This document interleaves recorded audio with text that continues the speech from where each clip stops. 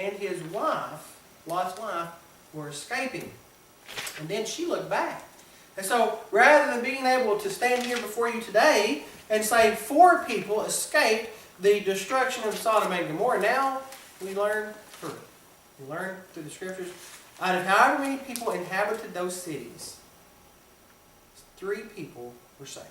3 people escaped that judgment. Matter of fact, it was such a terrible thing to witness. If you read on in that story about Lot, his daughters thought that they were the only ones that survived in the whole planet. I mean, they wanted to. They ended up having children through Lot because they thought that they had to repopulate the earth. But the thing is, though, in regards to what we're talking about here, out of those 2 cities, only 3 people survived. The Bible tells us in 2 Peter chapter 2, verse 6 and 8, and turning the cities of Sodom and Gomorrah into ashes, condemned them with an overthrow, making them an example unto those that after should live ungodly, and delivered just Lot, vexed with the filthy conversation of the wicked, for that righteous man dwelling among them and seeing and hearing, vexed his righteous soul from day to day with their unlawful deeds. Now, Lot made a mistake going down there. He didn't do a wise thing, putting himself in a place where there was just wickedness around him. Maybe sometimes circumstances in life just don't allow us to have control over that. Maybe we have to support our family and it requires us to move somewhere. We just don't have any other opportunity. We have to move somewhere, and maybe it's just not quite as pleasant to live as maybe the place we used to live. Wherever it is we're living, though, we need to strive to serve the Lord. And Lot apparently was able to do that because the Bible refers to him as a just man here. Just Lot and righteous. But at the same time, the wickedness around us should affect us if we truly are striving to serve God and we do not want to be partakers of the wickedness around us. It should affect us much like it did him. Notice it says that righteous man dwelling among them and seeing and hearing vexed his righteous soul from day to day with their unlawful deeds. When we think about the world we live in today, it's not much different, is it? We think about the society we live in today. Sin is glorified. The homosexuality is pushed and thrust upon all of us. That agenda and that lifestyle. Wickedness is around us. Abortion is something that has been politicized and so forth. And an individual can go to prison for killing an animal but not aborting a child. Those are the kinds of things, and many other things I'm sure you could list, that should vex the soul of righteous people, those like you and I who are trying to live a righteous life. Those kind of things should vex us. And we should, as Christians, speak out against them and preach the gospel to those that don't want to hear it, and to those that do. But as Paul said, preach the word in season, out of season.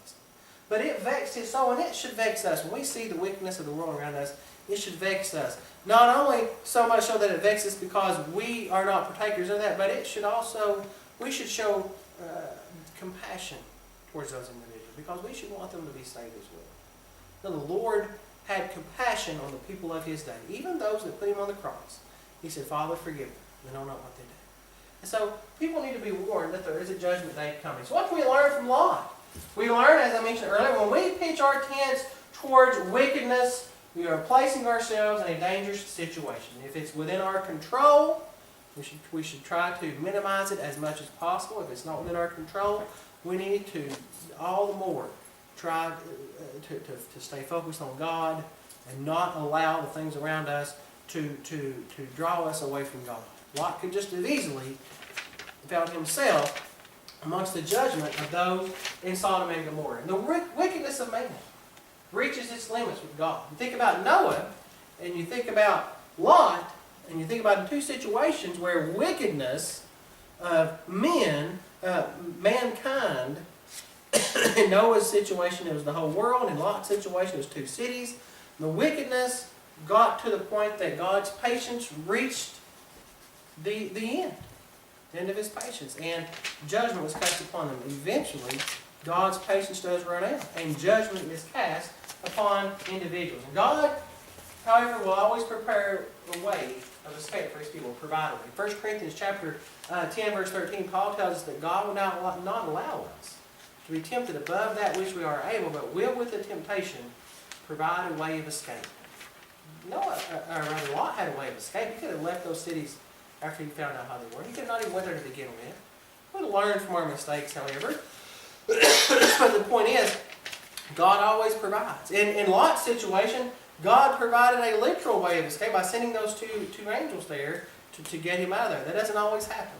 But we do have the Word of God to guide us in this life and show us what that narrow path is so we can get off the broad path. And when we turn to God, we must learn to put the past behind us and move forward. Philippians chapter 3, verse 13 and 14, and Luke 9:62. We talked about that a few moments ago regarding Lot's wife. Finally, let's move on to, or rather, righteous people should be vexed by the sin and wickedness around them. We talked about that as well.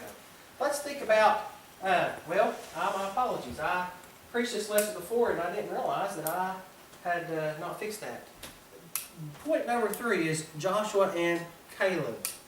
In the time of Moses, we have we might say, a limited judgment in regards to the children of Israel. You see, God, as we talked about this morning in our Bible study, God brought the children of Israel out of Egypt. But that generation that He brought out of Egypt didn't get to go into the promised land except for Joshua and Caleb. The Bible tells us in Numbers chapter 14, verse 26 through 30, and the Lord spake unto Moses, then to Aaron, saying, how long shall I bear with this evil congregation, which murmur against me? I have heard the murmurings of the children of Israel, which they murmur against me. Saying to them, as truly as I live, saith the Lord, as you have spoken to mine ears, so will I do to you. Your carcasses shall fall in this wilderness, and all that were numbered of you, according to your whole number, from 20 years old and upward, which have murmured against me.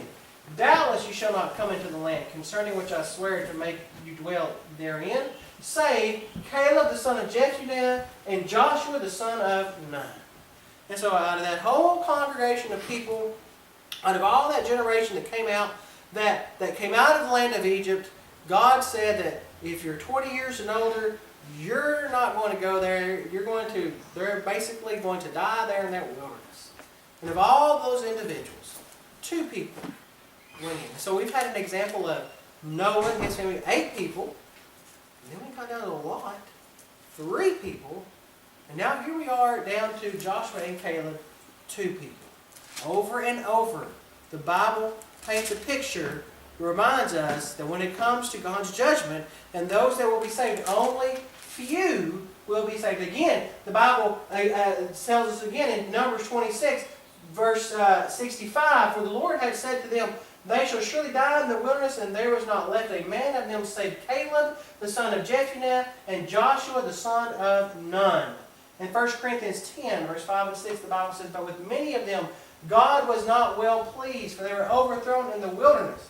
Now these things were our examples, to the intent we should not lust after evil things, as they also lusted. So we have an example. This particularly referring to the children of Israel, but tonight we've looked at 3 examples altogether to remind us that few will be saved. And so there's things we can learn. When we think about Joshua and Caleb, we think about those who rebel against God will be punished. Those who remain faithful to God will be rewarded. Well, what do you mean rebel? I'm not sitting back. I'm not standing up rather and shaking my fist at God and rebelling against God. Well, if you're not obedient to the gospel, you're fighting against God. And that's the only way that you could put it. And so, if you're fighting against God, as Gamaliel told the Jewish leaders of his days, you're not going to win. You can't fight against God and win, ever. And so, what you need to do is remain faithful to God. If we fail to trust and believe God, it's going to result in destruction. Revelation 21:8 talks about the second death in the lake which burns with fire and brimstone. The first 2 words in that, or the first 2 types of people that it mentions is, it says, the fearful and unbelieving. Now, if we're afraid to be obedient to God, if we're afraid to serve God, if we don't believe God, if we don't believe there's going to be a judgment, if that doesn't strike fear in us, it needs to. It's a fearful thing to fall into the hands of God, into the hands of living God. And so we have to be mindful that there's going to be a judgment day. Not everyone that leaves a life of sin will remain faithful and obtain the reward. Revelation 2:10 said, be faithful to death. The Bible uses Egypt as a metaphor for sin. And so when the children of Israel left Egypt, it was like they were leaving sin. Isn't that word we talked about this morning in our Bible study? Bondage. They left bondage. And when we're in sin, we're in bondage. Well, they left slavery. But guess what? They went back out into bondage again. Maybe not in the sense that they were slaves in Egypt, but they became slaves to their own selves. Slaves to their lusts, their murmurings, their complaining about God, their idolatry. And so they ended up falling, except for two, Joshua and Caleb. And so the Lord said, few will be saved. We said a moment ago, we need to ask ourselves a question. When the day of judgment comes around, will I be amongst the few? I hope that I am. And I hope that you are. And if you are one who is not a Christian, you're on that broad path and you need to get on the narrow path. Become a Christian. Obey the gospel. By hearing God's word and believing it, by repenting of your sins, as we're taught in Luke 13:3, confessing that Jesus is the Son of God, Romans 10:10, and be baptized, have your sins forgiven, as we're taught in Acts 2:38. Maybe you're a child of God that is strayed away. You're a child of God who is on the straight and narrow path. You were going down that narrow path. You're amongst the few. And then you got off track. You can come back to God. You can come back to God through repentance and prayer. All these individuals we looked at, they had an opportunity. Those people that know a preacher for 120 years had a chance to turn to God. The people in the city of Sodom and Gomorrah could have repented from their sins. The people that died in the wilderness, they chose to turn their backs on God. They could have chose otherwise. And if you're not a Christian, you can make the choice to come to God. If you're falling away, you can make the choice to come back to God. Whatever your need is this evening, let it be known as we stand and sing the invitation song. Let's sing 571. We haven't sung that in a long time.